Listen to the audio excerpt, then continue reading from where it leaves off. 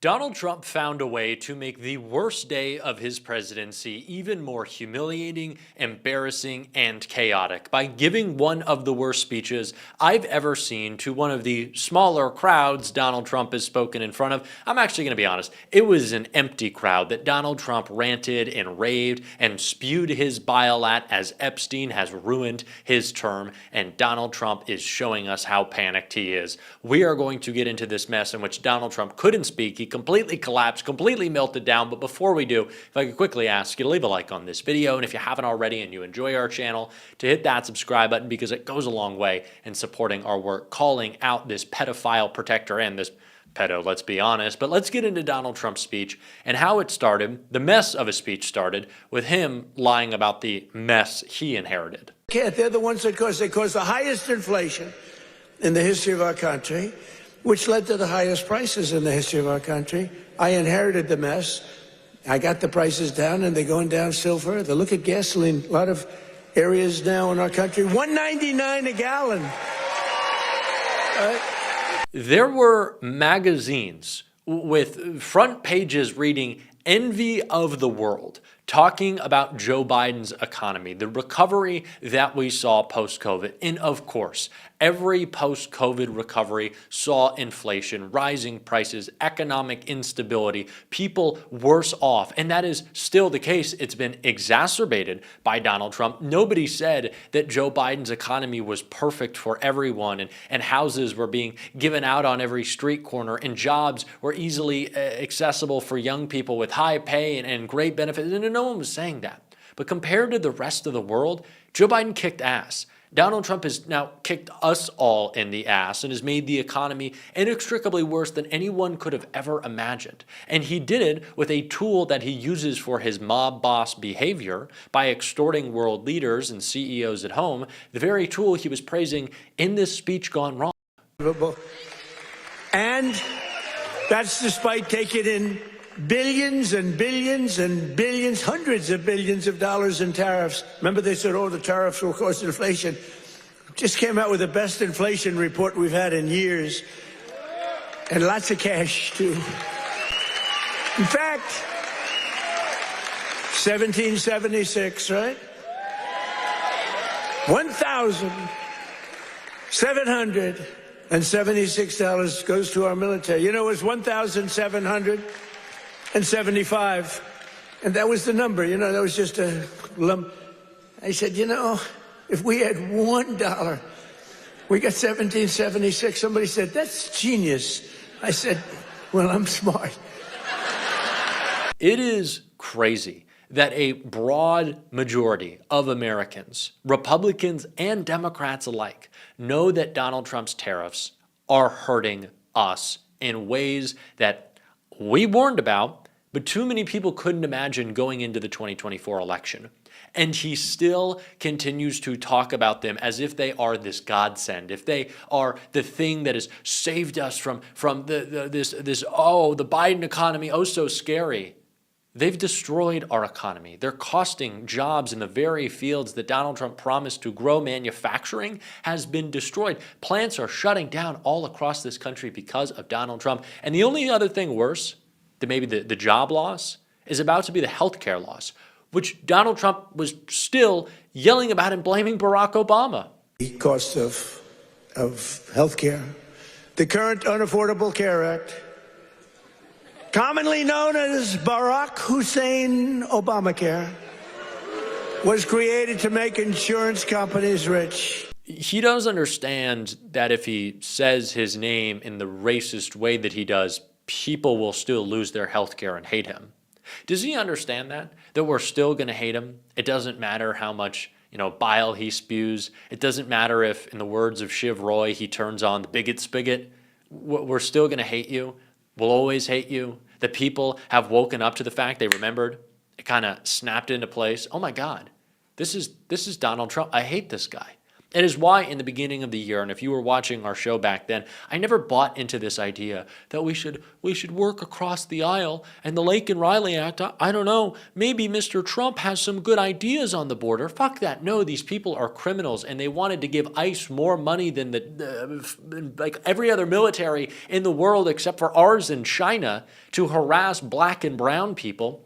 So, of course, we shouldn't work with them. And, of course, Donald Trump was always going to collapse. It's what we're seeing tonight with Epstein. It's what we're seeing with his cognitive and physical health. And that's what happened when Donald Trump literally couldn't speak. Listen to how silent the crowd was in these two moments.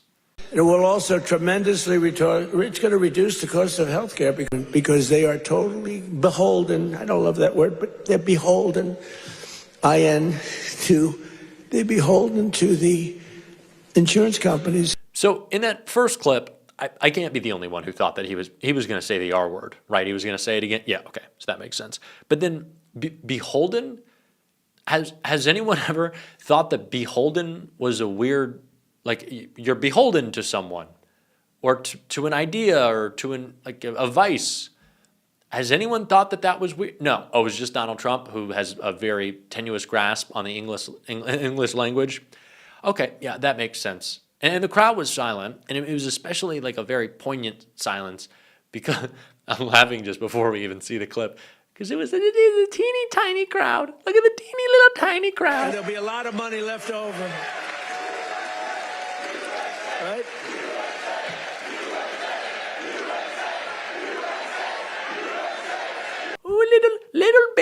Little tiny baby crowd, so small. It's just such a small. He's like, we got 400 people for Mr. Trump. We'll get him 400 people to yell at. Little baby crowd.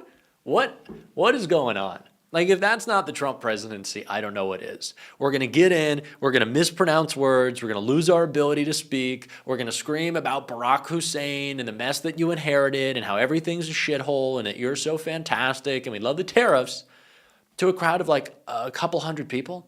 That's embarrassing. I think I might be able to get a bigger crowd on that, like on short notice. This is embarrassing. This is sad. Also, speaking of which, live shows may be coming soon. I'm going to tease that. More important things to talk about. I'm hitting my mic now, but it's not as much of a mess that's happening right here as was happening with Donald Trump's rally. He is panicked. This Epstein file bungling, this criminal cover-up is destroying his term. Republicans are now moving towards calls for Pam Bondi's resignation. We've seen it all across the party. There's nothing he can do. Yet still, he's committed to this idea that people hate Democrats. It's just not the case. He tried to spin it here. And we did a hell of a job. You'd still be sitting in the mud if I didn't get elected. You would be. People were sitting in the mud. But I helped rebuild your state, and I didn't get any help from the Democrats, not your governor, not your man that's running, by the way, for Senate against Michael Whatley, who's phenomenal. Michael Whatley is incredible. Your previous governor was a disaster. He's also a radical left person, by the way. He's radical left. You don't want him. He doesn't represent you. If things would be hell with Democrats in charge, sign me up for a little bit of lava and some, burning through all eternity. Because if Democrats being in charge was hell sounds great. I don't know what this is. It's like if you've seen that show, The Bad Place, when they're like, oh, this is The Bad Place. Spoiler alert if you haven't seen it.